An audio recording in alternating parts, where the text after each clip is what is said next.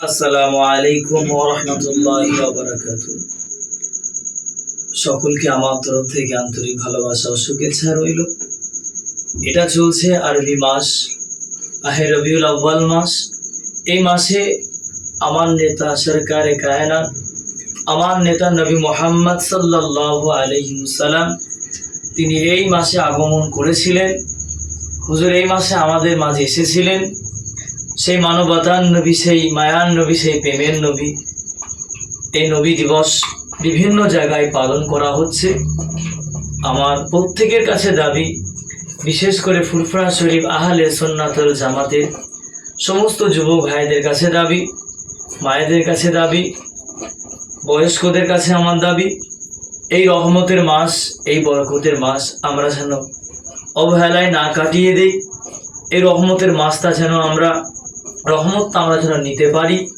এই মাসের যে ফজিলাত, এই মাসের যে বরকত, এই বরকতটা যেন আমরা নিতে পারি, সেদিকে খেয়াল রাখবেন। প্রত্যেকেই বেশি বেশি করে আল্লাহ রসুলের নামে দরুদ শরীফ পাঠ করবেন, কোরআন কারীম থেকে বিভিন্ন সূরা তেলাওয়াত করবেন, প্রতি নামাজ বাদে একটু দোয়া সাবরেসানি করবেন। আর শুধুই আমাদের ভারত থেকে যে প্রান্ত থেকে এই ভিডিওটা দেখছেন, আপনি সেখান থেকেই আল্লাহ রসুলকে দিনে একটা বার হলেও, আমার সেই মায়ার নবীকে একটা বার হলেও দিন আপনারা প্রত্যেকে সালাম দেবেন। কেন সেই নবী আমরা পেয়েছি, অন্য নবীরা চেয়েছিল আল্লাহ যদি আপনি আমাদের নবী না করে যদি আখিরি নবীর উম্মত করতেন, তাহলে আমরা সবাই খুশি হতাম।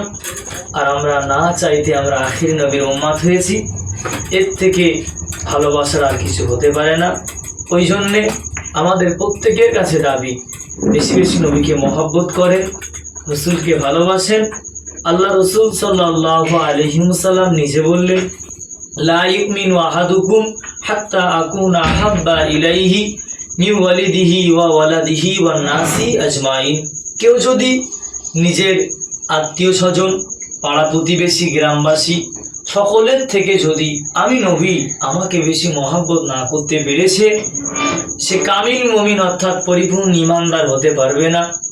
আল্লাহ রসুল নিজে বলেছেন।